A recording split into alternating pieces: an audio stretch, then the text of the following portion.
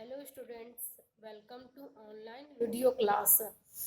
Today we will discuss about Secondary Education Commission और Mudaliar commission 1952 to 53 के बारे में हम डिस्कस करेंगे। स्वतंत्रता प्राप्ति के बाद भारत सरकार ने सर्वप्रथम 1948 में यूनिवर्सिटी एजुकेशन कमीशन और राधा कृष्ण कमीशन का गठन किया। इस कमीशन ने अपनी रिपोर्ट 1949 में प्रस्तुत की गई। इस आयोग ने विश्वविद्यालय शिक्षा के स्तर में सुधार हेतु अनेक सुझाव दिए।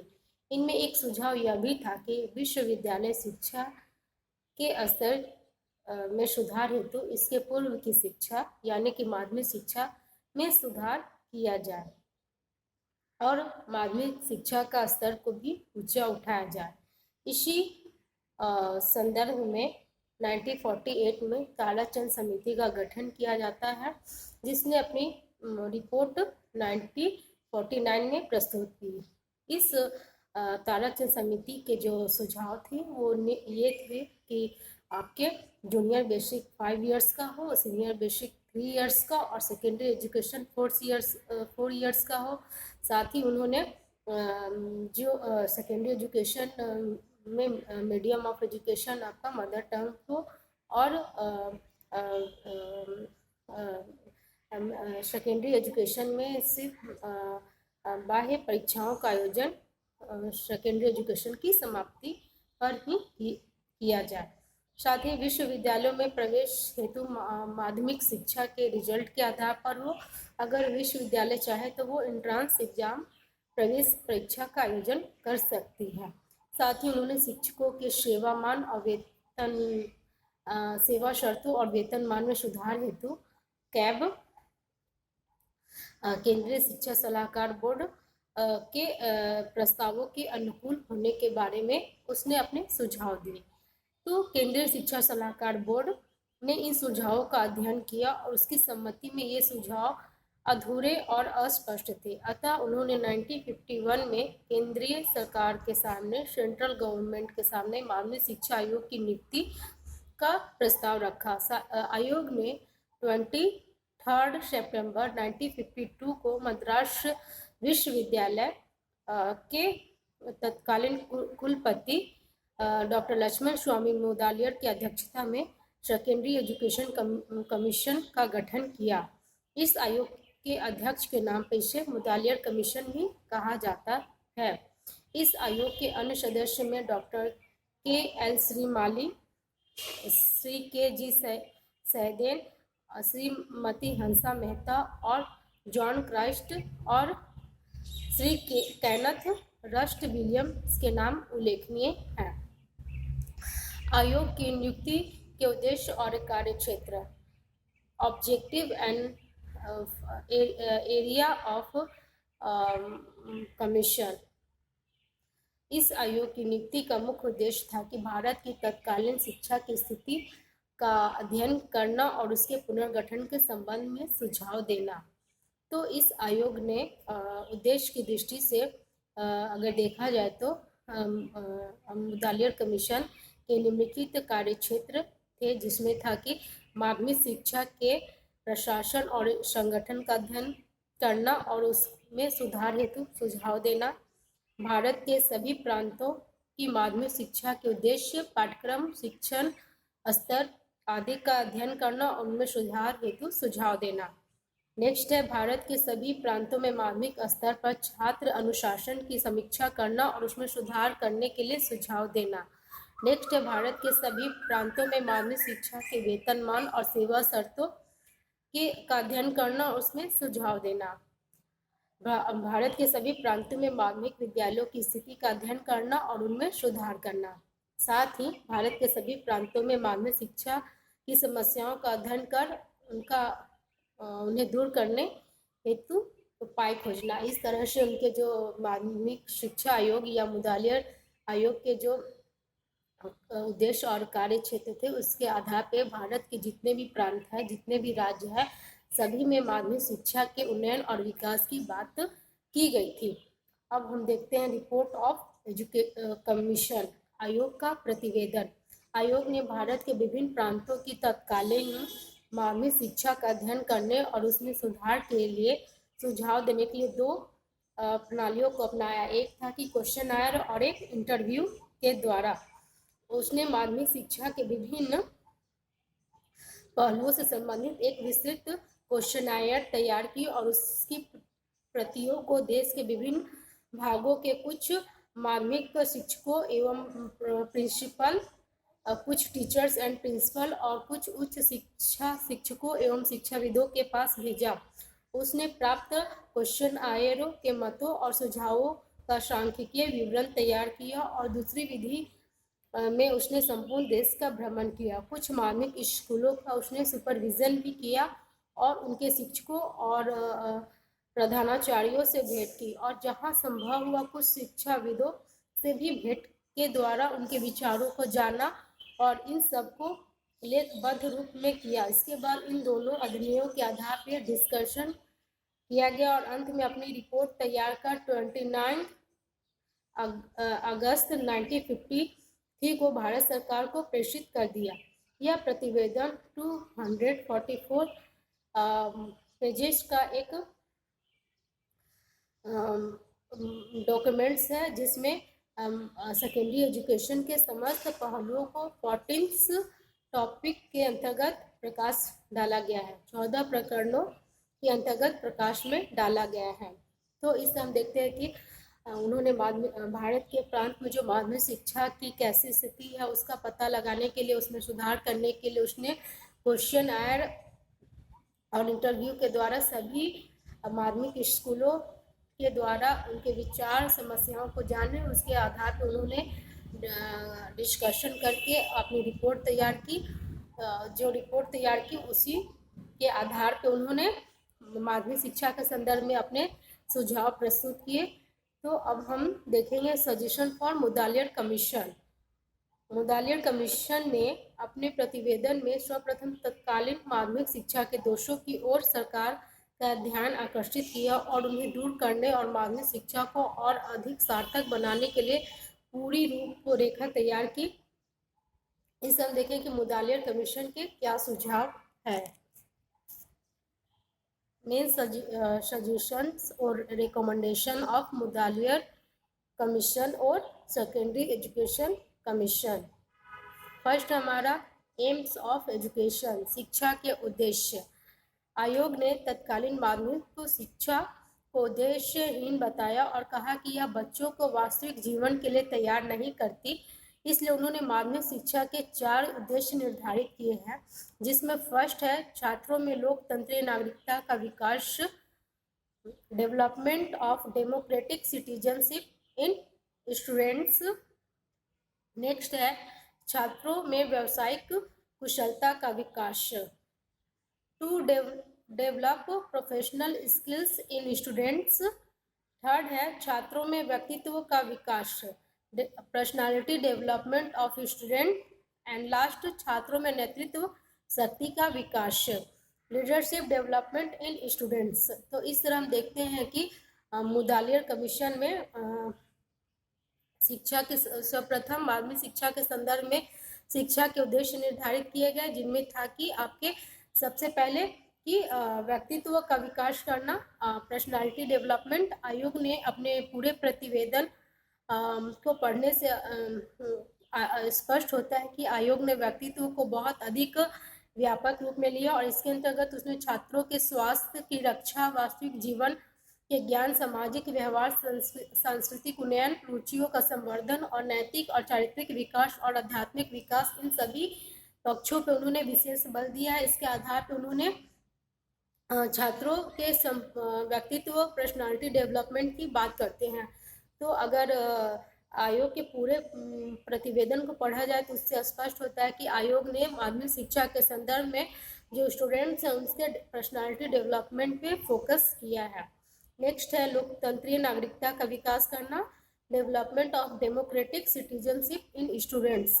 स्वतंत्र होने के बाद भारत में लोकतंत्र शासन प्रणाली को अपनाया गया, तब बच्चों में लोकतंत्रीय नागरिकता का विकास करना भी आवश्यक था। हमारे जो लोकतंत्र के जो मूल सिद्धांत हैं मेन प्रिंसिपल्स है उसमें है equality, freedom, brotherhood, secularism and justice. ये सारे हमारे मेन प्रिंसिपल्स हैं। तो इन सभी का ज्ञान कराना स्टूडेंट्स में आवश्यक है, जिसके आधार पे जो भावी नागरिक ये बनेंगे तो ये बिना भेदभाव के रहने, स्वतंत्र चिंतन और स्वतंत्र अभिव्यक्ति करने, साथ ही एक दूसरे के प्रति प्रेम भाव रखने और किसी भी प्रकार के वर्ग में भेद न करने, ऐसी उनमें विचार उत्पन्न होंगे। इसलिए माध्यमिक शिक्षा आयोग ने सर्वप्रथम यह उद्देश्य निर्धारित किया कि जो हमारे स्टूडेंट हैं उसमें लोकतांत्रिक नागरिकता का विकास हो, साथ ही लीडरशिप डेवलपमेंट इन स्टूडेंट्स, छात्रों में नेतृत्व का विकास। लोकतंत्र की सफलता की शुरुआत कुशल नेतृत्व पर ही निर्भर करती है। अतः आज के जो छात्र वो कल के नागरिक बनेंगे, तो अतः इन्हें जीवन के विभिन्न क्षेत्रों में नेतृत्व करना है, इसलिए इसका परीक्षण विद्यालय जीवन में देना आवश्यक है। इसलिए उन्होंने छात्रों में लीडरशिप को डेवलपमेंट करने की बात भी कहते हैं। नेक्स्ट है हमारा to develop professional skills in students, छात्रों में व्यावसायिक कुशलता का विकास करना। आयोग की दृष्टि में माध्यमिक शिक्षा अपने आप में एक पूर्ण इकाई है। यह वह शिक्षा है जिसे प्राप्त करने के बाद देश के लगभग 70% स्टूडेंट जो है वो वास्तविक जीवन में प्रवेश करते हैं। अतः इस स्तर की शिक्षा पर ऐसी व्यावसायिक शिक्षा की व्यवस्था होनी चाहिए जिसे प्राप्त करने के बाद 17% जो स्टूडेंट्स हैं वो अपनी जीविका कमा सके और जो शेष 30% है वो मेधावी छात्रों में श्रम के प्रति आदर भाव उत्पन्न हो सके। इस तरह देश का आर्थिक विकास होगा। इसलिए उन्होंने माध्यमिक शिक्षा को देश में आपके प्रोफेशनल स्किल्स के डेवलप की बात भी करते हैं। इस तरह आयोग ने माध्यमिक शिक्षा के उद्देश्यों का निर्धारण किया है। Next administration and finance of secondary education, माध्यमिक शिक्षा के प्रशासन एवं वित्त। आयोग ने माध्यमिक शिक्षा के प्रशासन एवं वित्त संबंधी सुझाव में जो बताए हैं वो इस तरह है कि जो प्रशासनिक ढांचा है आपके प्रशासनिक केंद्रीय शिक्षा सलाहकार बोर्ड की तरह प्रत्येक प्रांत में आपके प्रांतीय शिक्षा सलाहकार बोर्ड की स्थापना की जाए, जो समय समय पर प्रांतीय शिक्षा व्यवस्था के संबंध में सुझाव देगी। मतलब कि जैसे सेंट्रल में आपके कैब की स्थापना की गई है, उसी के तर्ज पर हर स्टेट में आपके प्रांतीय शिक्षा सलाहकार बोर्ड की स्थापना की जाए। Provisional advisory board of education की स्थापना करने की बात करते हैं, जो समय समय पर प्रांतीय शिक्षा व्यवस्था के संबंध में आपने सजेशन दे सके। नेक्स्ट है जिन प्रांतों में अभी तक माध्यमिक शिक्षा बोर्ड हो, बोर्ड ऑफ सेकेंडरी एजुकेशन का गठन नहीं किया गया है, उनका गठन किया जाए और प्रांत का शिक्षा निदेशक इसका पदेन अध्यक्ष होगा। साथ ही माध्यमिक शिक्षा बोर्ड माध्यमिक स्तर के लिए पाठ्यक्रम बनाने, माध्यमिक स्कूलों को मान्यता देना और निरीक्षण करने, साथ ही माध्यमिक शिक्षा के अंतिम वर्ष में परीक्षा लेने और उत्तीर्ण छात्रों को प्रमाण पत्र देने का कार्य करेगा। उनका मतलब कहने का अर्थ ये था कि हर प्रांत या हर स्टेट में बोर्ड ऑफ सेकेंडरी एजुकेशन का गठन किया जाए, जो माध्यमिक शिक्षा के संदर्भ में सभी पक्षों पर अपनी महत्वपूर्ण कार्य करेंगे, जिसमें है कि माध्यमिक शिक्षा के लिए करिकुलम बनाना, उनके परीक्षाओं का आयोजन करना, प्रमाण पत्र देना आदि सभी कार्य उनके द्वारा किया जाने की बात वो करते हैं। नेक्स्ट है शिक्षा निर्देशक का कार्य शिक्षा मंत्री को शिक्षा के संबंध में सलाह देना, इसलिए इसका पद कम से कम ज्वाइंट सेक्रेटरी के समकक्ष होने की बात वे करते हैं। साथ ही तकनीकी शिक्षा की व्यवस्था के लिए प्रत्येक प्रांत में तकनीकी शिक्षा board, board of technical education को इस्टेब्लिश किया जाए, जो कि all India council for technical education के निर्देशन में कार्य कर रही हो। इस तरह हम देखते हैं कि उन्होंने आपके एडमिनिस्ट्रेशंस के बारे में ये सारे सजेशन या रिकमेंडेशन दिए हैं। नेक्स्ट है हमारे फाइनेंशियल सिस्टम, वित्त व्यवस्था।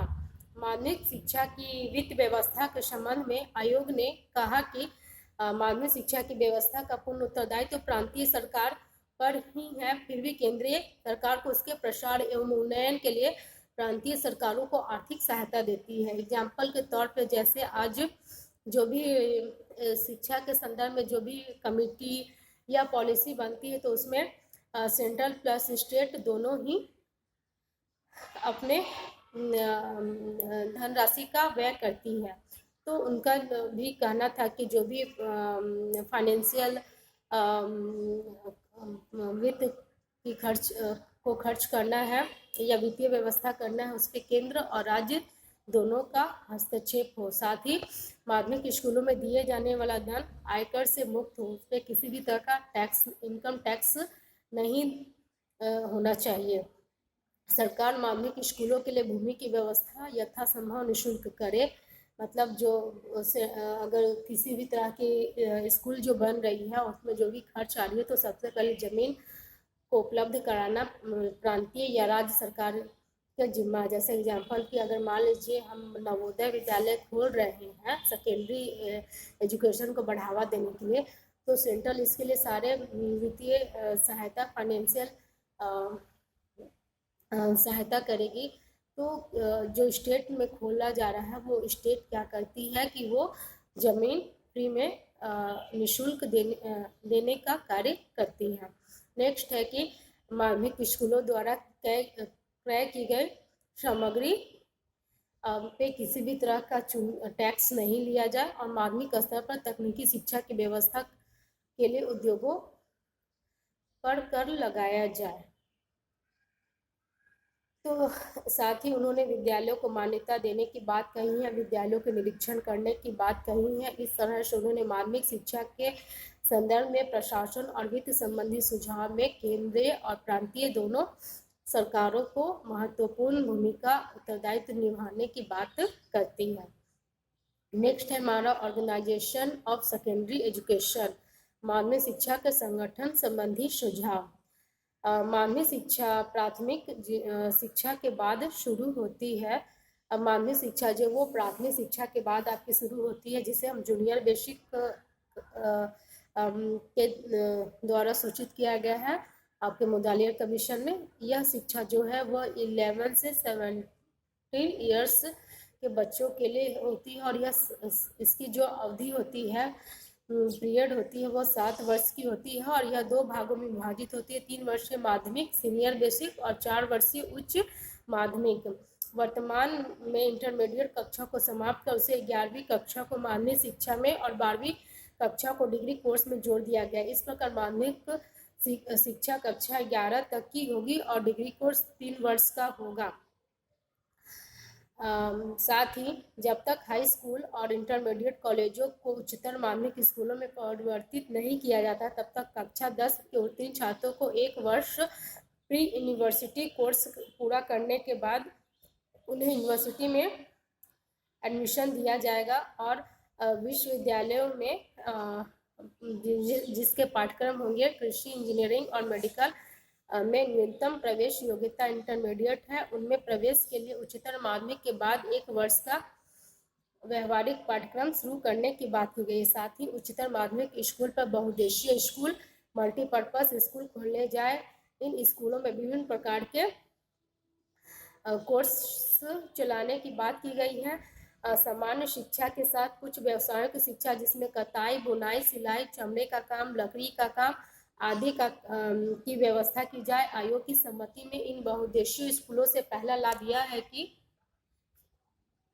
है कि पहले कि छात्रों को अपनी रुचि के अनुसार विषयों और कौशलों को चयन करने की छूट होगी। दूसरा लाभ यह होगा कि छात्र माध्यमिक स्तर पर जीवन के क्षेत्र में प्रवेश करेंगे और वो अपनी जीविका कमा सकेंगे। इस तरह उन्होंने बच्चों में श्रम के प्रति श्रद्धा विकसित करने की बात की गई है। साथ ही इससे यह लाभ होगा कि विश्वविद्यालयों में प्रवेश का दबाव कम होगा और देश में शिक्षित बेरोजगारी नहीं बढ़ेगी। इसलिए उन्होंने बहुत सारे पहलुओं को देखते हुए माध्यमिक स्तर पर मल्टीपर्पज स्कूल खोलने की बात की गई है, जिससे कि देश आत्मनिर्भर बन सकेगा, सेल्फ इंडिपेंडेंस यहाँ के जो भी सिटीजन है वो बन सकेंगे। इसलिए मुदालियर कमीशन का एक यह बहुत महत्वपूर्ण सुझाव था बहुउद्देशीय विद्यालयों की स्थापना करना। नेक्स्ट है कि ग्रामीण क्षेत्रों में माध्यमिक स्कूलों में कृषि की विशेष व्यवस्था की जाए और उनमें कृषि के साथ साथ बागवानी, पशुपालन, कुटीर उद्योग धंधों की शिक्षा की प्रबंध करने की बात की गई है। बड़े शहरों में पॉलिटेक्निकल कॉलेज खोले जाए और आसपास उद्योगों को कुशल कर्मकारों की पूर्ति करें। साथ ही इन्होंने विकलांग बच्चों के लिए विशिष्ट विद्यालय खोलने की बात कही है और आवासीय विद्यालय खोलने की भी बात की गई, जिससे बच्चे प्रातः 8 बजे से शाम 6 बजे तक रहेंगे। इन विद्यालयों में मध्याह्न भोजन की भी व्यवस्था करने की बात की गई है। इस तरह से उन्होंने माध्यमिक विद्यालयों के संगठन के संदर्भ में उनके ऑर्गेनाइजेशन के से रिलेटेड बहुत सारे सजेशंस दिए हैं। नेक्स्ट है हमारा करिकुलम ऑफ सेकेंडरी एजुकेशन, माध्यमिक शिक्षा की पाठ्यचर्या संबंधी सुझाव। आयोग ने माध्यमिक शिक्षा की पाठ्यचर्या के निर्माण में 4 आधारभूत सिद्धांतों पर बल दिया है, जिसमें है कि पाठ्यचर्या वास्तविक जीवन से संबंधित हो, रियल लाइफ से रिलेटेड हो, जिसे पूरा कर साथ छात्र जो वो समाज में सम्मान पूर्वक रह सके। नेक्स्ट है करिकुलम व्यापक एवं लचीला होना चाहिए, जिससे छात्र अपनी रुचियों के अनुसार विषयों का चयन कर सके। नेक्स्ट है करिकुलम में ऐसे विषयों का समावेशन हो जिससे छात्र अपने अवकाश के समय भी उसका सदुपयोग करे और पाठ्यचर्या करिकुलम में समस्त विषयों एवं क्रियाओं का संबंध होना चाहिए। मान लीजिए जो चीज़ हम पढ़ा रहे हैं उसका कोकुलर एक्टिविटीज से भी संबंध होना चाहिए। मान लीजिए हम पर्यावरण बच्चों को पढ़ा रहे हैं तो हमारे जो एक्टिविटी होंगे वो भी इन्वायरमेंटल से रिलेटेड ही होंगे। तो ऐसे उन्होंने करिकुलम में विषयों का समावेशन किया, जिसके आधार पर समस्त विषय और क्रियाओं में सहसंबंध हो, कोरिलेशन हो। साथ ही उन्होंने आपके जूनियर सेकेंडरी एजुकेशन के करिकुलम में उन्होंने यह सुझाव दिया है कि सीनियर बेसिक पाठ्यचर्या और सेकेंडरी स्कूल की जो आपके निम्न माध्यमिक शिक्षा की पाठ्यचर्या में समानता होनी चाहिए। मतलब कि आपके जो उच्च प्राथमिक शिक्षा जो है उसकी पाठ्यचर्या और माध्यमिक स्कूल के दोनों की पाठ्यचर्या में समानता होनी चाहिए, वह पूरे देश के लिए समान हो। और उसने इस स्तर की पाठ्यचर्या में निम्नलिखित विषयों को रखने पे बल दिया है, जिसमें आपके मदर टंग राष्ट्रभाषा हिंदी और साथ ही English, social science, general science, maths, art and music and physical education की इतने सारे सब्जेक्ट की उन्होंने बात की है। उच्चतर माध्यमिक स्तर की पाठ्यचर्या में उन्होंने आपके मदर टंग हिंदी, इंग्लिश और मैथ्स, सोशल साइंस और आपके काष्ठ कला, धातु कला, बागवानी, सिलाई कढ़ाई, भ्रमण, मुद्रण, मॉडल बनाने और दस्तकारी कार्यों को शामिल किया है। सभी वर्गों के लिए ऐच्छिक विषय में आपके वर्ग 1 में मानव शास्त्र होंगे और वर्ग 2 में विज्ञान होंगे। साथ ही वर्ग 3 में आपके टेक्नोलॉजी होंगे। वर्ग 4 में आपके वाणिज्य कॉमर्स होंगे और वर्ग 6 में कृषि एग्रीकल्चर और वर्ग 7 में ललित कलाएं और वर्ग 6 में ललित कलाएं, वर्ग 7 में गृह विज्ञान केवल लड़कियों के लिए, जिसमें आपके होम साइंस से संबंधित उन्हें शिक्षा दी जाएगी। नेक्स्ट है teaching method of secondary education, शिक्षण विधि संबंधी सुझाव माध्यमिक स्तर पर। आयोग ने उस समय प्रयोग किए जाने वाली जो भी टीचिंग मेथड से उसकी कटु आलोचना करते हैं और उनमें सुधार करने के लिए निम्न सुझाव दिया है, जिसमें है कि शिक्षण में रटने पर बल न देकर उन्हें समझने पर बल दिया जाए और इसके लिए छात्रों को स्वयं सोचने, स्वयं कार्य करने और स्वयं निर्णय लेने के अवसर दिए जाए। बच्चों में शिक्षण में बच्चों को सक्रिय साझेदारी होनी चाहिए, सामूहिक क्रियाओं द्वारा शिक्षण को आगे बढ़ाना चाहिए। और दृष्टि में क्रिया विधि और योजना विधि का मतलब कि एक्शन मेथड और प्रोजेक्ट मेथड का उपयोग जो है वो सबसे अप्रोप्रिएट बताया गया है। तथ्यों को स्पष्ट करने के लिए ऑडियो विजुअल का यूज करना चाहिए और इससे क्या होगा कि आपका जो टीचिंग है वो काफ़ी इंटरेस्टेड एंड इफेक्टिव होगा। ऐसी विधियों का प्रयोग करना चाहिए जिसमें मंद, समान और प्रतिभाशाली सभी छात्रों के लिए उपयोग हो। मतलब जो एवरेज जो स्टूडेंट है, जो जूनियर्स है और जो स्लो लर्नर है, सभी ऐसे शिक्षण विधियों के द्वारा पढ़ाया जाए कि सभी उसका एक साथ यूज कर सके। नेक्स्ट है प्रायोगिक विषयों को प्रयोग विधि से पढ़ाया जाए। स्वाध्याय के प्रोत्साहन पे बल दिया जाए। सेल्फ स्टडी पे बल देने की बात करती है। साथ ही छात्रों को सीखे हुए ज्ञान एवं क्रियाओं के प्रयोग करने का अवसर दिए जाए जिससे सीखा हुआ ज्ञान उनका अस्थायी हो, मतलब वो कभी वो ज्ञान को भूले नहीं। इसलिए उन्होंने ऐसे सीखने के ज्ञान के ऐसे क्रियाओं और प्रयोगों पे उन्होंने बल दिया है। नेक्स्ट है हमारा suggestion regarding secondary levels text book. माध्यमिक स्तर की पाठ्य पुस्तकों के संबंध में सुझाव। प्रत्येक प्रांत में पाठ्य पुस्तक समिति टेक्स्ट बुक कमेटी का गठन किया जाए। इस कमेटी का कार्य अच्छी पुस्तकों को तैयार करना और अच्छी पाठ्य पुस्तकें और पाठ्य पुस्तकों का चयन करना होगा। यह समिति पाठ्य पुस्तकों के निर्माण के संबंधों में नियमों का निर्माण स्वयं करेगी और उनके अनुसार पाठ्य पुस्तकों का निर्माण कराएगी। केंद्रीय सरकार पाठ्य पुस्तकों के लिए चित्र बनाने में प्रशिक्षण हेतु एक स्वतंत्र संस्था का निर्माण करे और केंद्र और प्रांतीय सरकार इन चित्रों के ब्लॉकों को सुरक्षित रखने की व्यवस्था करेगी। एग्जाम्पल आप एनसीईआरटी की बुक देख लीजिए, वो सेंट्रल की तरफ से पब्लिश किया जाता है, तो उसके जो चित्र होते हैं, जो पिक्चर्स होते हैं, वो जो किया जाता है वो उसका जो जिम्मा लेती है वो सेंट्रल गवर्नमेंट लेती है। किसी भी कक्षा के लिए भाषा की पाठ्य पुस्तकें निश्चित हो जिससे परीक्षा प्रश्न पत्र बनाने में कोई परेशानी न हो। पाठ्य पुस्तकों में ऐसे प्रसंग न हो जिनसे किसी विशेष वर्ग को ठेस पहुंचे।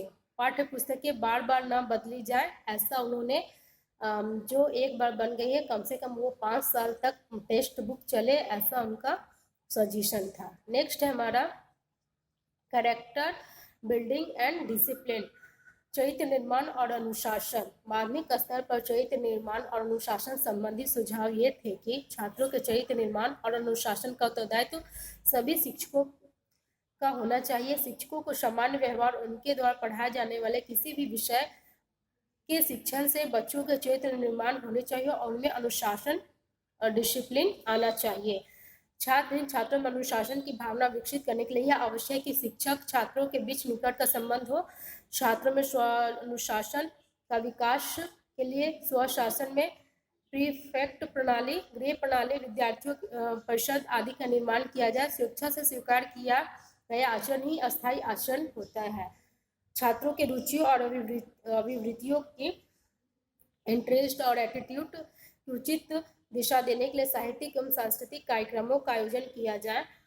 17 वर्ष से कम उम्र के बच्चों को राजनीतिक आंदोलन में भाग लेने और चुनाव प्रचार करने के लिए गैर कानूनी घोषित किया गया है। साथ ही बच्चों में खेलकूद, स्काउटिंग, प्राथमिक चिकित्सा, प्राइमरी आपके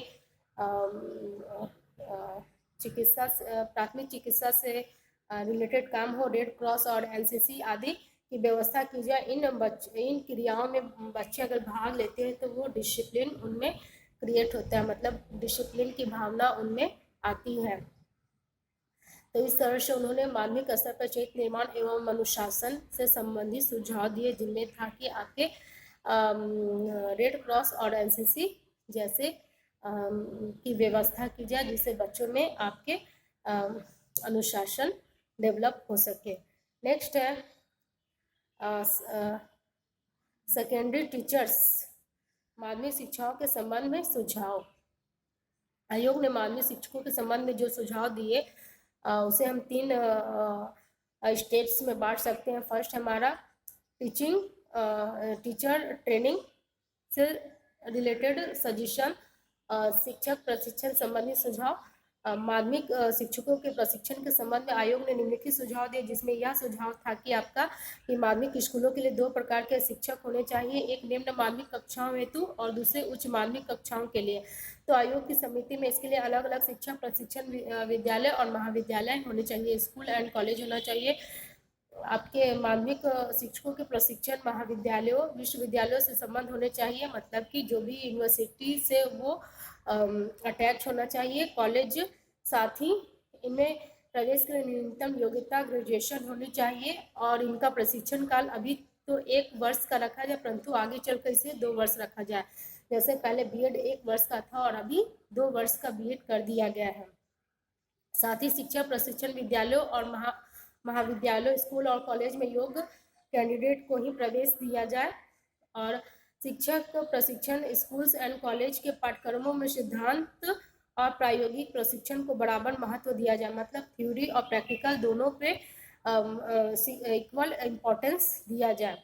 शिक्षकों को 2 पाठ्य विषयों के शिक्षण और कम से कम 2 सहपाठ्यचार्य क्रियाओं के आयोजन में प्रशिक्षित किया जाए। तो इस तरह से उन्होंने माध्यमिक शिक्षा के प्रशिक्षण की बात करते हैं। साथ ही शिक्षा प्रशिक्षण स्कूल्स कॉलेज में आपको रिसर्च वर्क को बढ़ावा देने की बात करते हैं। इसमें शॉर्ट टर्म करिकुलम बनाने की बात की जाती है। प्रायोगिक प्रैक्टिकल ट्रेनिंग पे ज़्यादा फोकस कराने की बात करते हैं, मतलब इंटर्नशिप ज़्यादा से ज़्यादा हो। इस तरह से उन्होंने एमएड में उन्हीं बच्चों को प्रवेश देने की बात करती है जो बीएड उत्तीर्ण हो और जिन्होंने कम से कम 3 वर्ष का टीचिंग में एक्सपीरियंस रखते हो। एमएड में जिनका एडमिशन हो, कम से कम बीएड करने के बाद 3 साल टीचिंग जिन्होंने किया हो, जिनका एक्सपीरियंस हो चुका हो, उन्हें ही एमएड में प्रवेश मिलना चाहिए, ऐसे उनके सुझाव थे। नेक्स्ट है शिक्षकों की नियुक्ति संबंधी सुझाव। शिक्षकों की नियुक्ति के संबंध में आयोग ने निम्नलिखित सुझाव दिए, जिसमें कि शिक्षकों के चयन संबंधी समान नियम बनाए जाए। प्रत्येक प्राइवेट स्कूल में शिक्षकों की नियुक्ति हेतु चयन समिति का गठन किया जाए, जिनमें आपके स्कूल्स के प्रिंसिपल जो है वो पदेन सदस्य हो। साथ ही प्रथम नियुक्त शिक्षकों का परीक्षण काल प्रोबेशन पीरियड साधारणतः 1 वर्ष हो, जो 1 वर्ष और बढ़ाया जा सकता है। और फिर शिक्षकों के वेतन और सेवा शर्तों संबंधी सुझाव में आयोग ने शिक्षकों की दशा सुधारने के लिए निम्न सुझाव दिए थे, जिसमें था कि शिक्षकों के वेतनमान निश्चित करने के लिए एक विशेष समिति का गठन किया जाए, जो समय समय पर महंगाई को ध्यान में रखकर विभिन्न स्तर के शिक्षकों के वेतनमान को निर्धारित करे और समान योग्यता और समान कार्य करने वाले शिक्षकों में वेतन समान हो, चाहे वो किसी भी प्रकार के विद्यालय में कार्यरत हो। प्रधानाचार्यों को उच्च वेतनमान दिया जाए, जिससे योग्य व्यक्ति इस पद पर नियुक्त किए जाए। प्रत्येक प्रांत में शिक्षकों को प्रोविडेंट फंड, बीमा, पेंशन की सुविधाएं दी जाए। शिक्षकों के बच्चों को माध्यमिक स्तर तक निःशुल्क शिक्षा दी जाए, उन्हें निःशुल्क चिकित्सा की व्यवस्था दी जाए। शिक्षकों की कठिनाइयों और झगड़ों को निपटारा करने के लिए आर्बिट्रेशन बोर्ड बनाया जाए और योग्य एवं स्वस्थ शिक्षकों को 58 वर्ष के स्थान पर 60 वर्ष की आयु पर सेना उन्हें रिटायर किया जाए। साथ ही शिक्षकों को प्राइवेट ट्यूशन पढ़ाने की स्वीकृति न दी जाने की बात करते हैं। इस तरह से उन्होंने शिक्षकों के वेतनमान और सेवा शर्तों में सुधार करने के लिए अपने सुझाव दिए। नेक्स्ट है स्टूडेंट फिजिकल हेल्थ टिप्स। छात्रों के शारीरिक स्वास्थ्य संबंधी सुझाव, जिसमें था कि सभी प्रांतों में स्कूल स्वास्थ्य सेवा योजना शुरू की जाए। सभी स्कूली छात्रों का वर्ष में कम से कम 1 बार स्वास्थ्य परीक्षण हो। अस्वस्थ छात्रों का 1 वर्ष में कई बार स्वास्थ्य परीक्षण किया जाए। छात्रों के सामान्य रोगों का निःशुल्क इलाज किया जाए और छात्रावासों में पौष्टिक भोजन की व्यवस्था की जाए। माध्यमिक विद्यालयों के संबंध में सुझाव। सेकेंडरी स्कूल रिलेटेड सजेशंस, जिसमें कि भवन एवं साज सज्जा से संबंधित सुझाव दिए थे कि प्रत्येक माध्यमिक विद्यालय में मान्यता की शर्तों के अनुसार उसे उचित भवन, फर्नीचर एवं अन्य सामग्री की व्यवस्था होनी चाहिए। छात्रों की संख्या 500 से 750 तक होनी चाहिए। लाइब्रेरी एंड लेबोरेटरी होनी चाहिए, लैब होनी चाहिए और उनमें सारे चीज़ों की व्यवस्था की जानी चाहिए। स्वास्थ्य सेवाएं सुविधाएं होनी चाहिए जिसमें छात्रों का नियमित रूप से स्वास्थ्य परीक्षण हो और उन्हें प्राथमिक चिकित्सा फर्स्ट एड की व्यवस्था की जाए। साथ ही जो कार्य दिवस है आपके प्रत्येक माध्यमिक वर्ष में विद्यालय में सत्र में कम से कम 2 वर्ष का कार्य दिवस निर्धारित हो और प्रति सप्ताह में 35 घंटे कार्य हो और सप्ताह में 1 दिन मध्याह्न अवकाश इंटरवल के बाद सह पाठ्यचर्या क्रियाएं हो, मतलब कोकुलर एक्टिविटी करने की बात करते हैं। अवकाश हॉलीडे, प्रत्येक माध्यमिक विद्यालय में 2 माह का ग्रीष्मकालीन शीतकालीन अवकाश 10-10 दिन के 2 लंबे अवकाश हो और सभी सरकारी अवकाश हो, परंतु कुल मिलाकर ये 160 दिन से अधिक न होने की उन्होंने बात की है। नेक्स्ट है एजुकेशनल गाइडेंस एंड काउंसलिंग। प्रत्येक राज्य में उन्होंने गाइडेंस एंड काउंसलिंग को देखते हुए प्रत्येक राज्य में एक शैक्षिक एवं व्यावसायिक निर्देशन ब्यूरो की स्थापना करने की बात की है। साथ ही प्रत्येक माध्यमिक विद्यालय में शैक्षिक एवं व्यावसायिक निर्देशन एवं परामर्श की सेवा की व्यवस्था के लिए उन्होंने जीविकोपार्जन शिक्षक, कैरियर मास्टर्स और मार्गदर्शक अधिकारी, गाइडेंस ऑफिसर की नियुक्ति करने की बात करते हैं। जीविकोपार्जन शिक्षक और मार्गदर्शकों के प्रशिक्षण की व्यवस्था केंद्र सरकार करेगी। मार्गदर्शन छात्रों के व्यक्तिगत भेदों, रुचि मतलब इंडिविजुअल डिफरेंस, इंटरेस्ट और उनके एबिलिटी के आधार पर किया जाएगा। मार्गदर्शन और परामर्श देते समय छात्रों की परिस्थिति और क्षेत्रीय आवश्यकताओं को भी ध्यान में रखा जाएगा। शिक्षकों शैक्षिक एवं व्यावसायिक निर्देशन देते समय भविष्य की संभावनाओं को भी ध्यान में रखना आवश्यक है।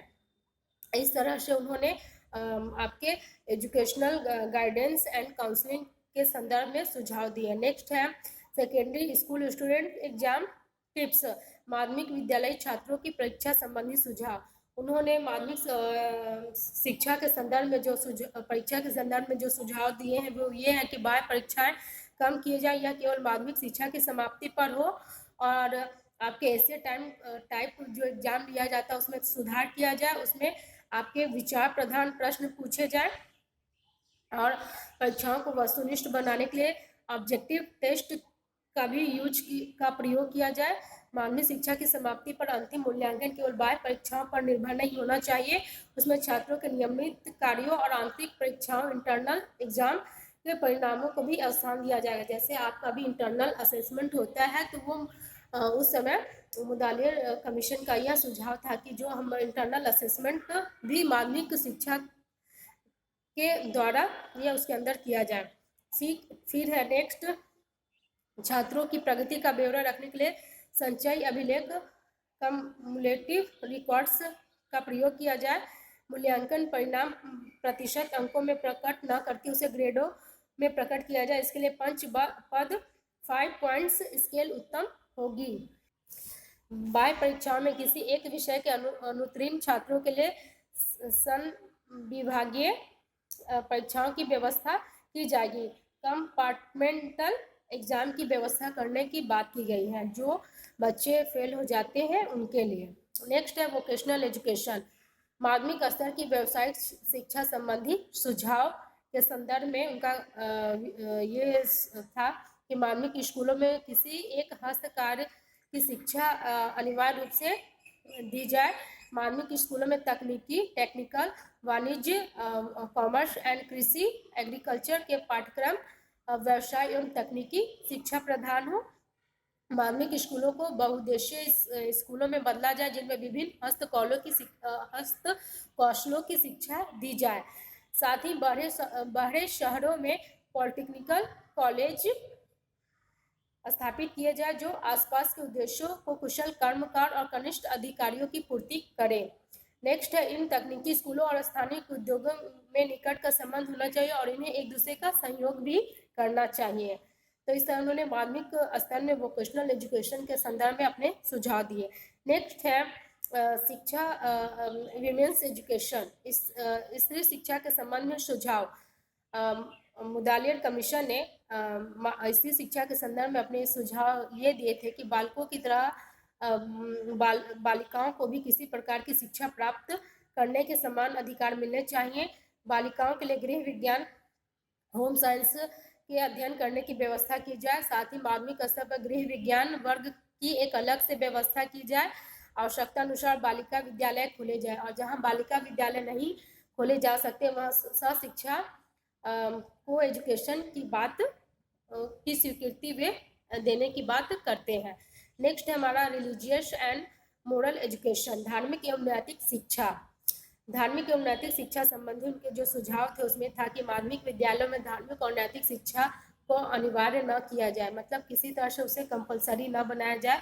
साथ ही अभिभावकों की स्वीकृति के आधार पर ही इसकी व्यवस्था की जा सकती है, परंतु यह शिक्षा स्कूल कार्य प्रारंभ होने से पहले अथवा उसके समाप्त होने के बाद ऐच्छिक रूप में ही दी जाए।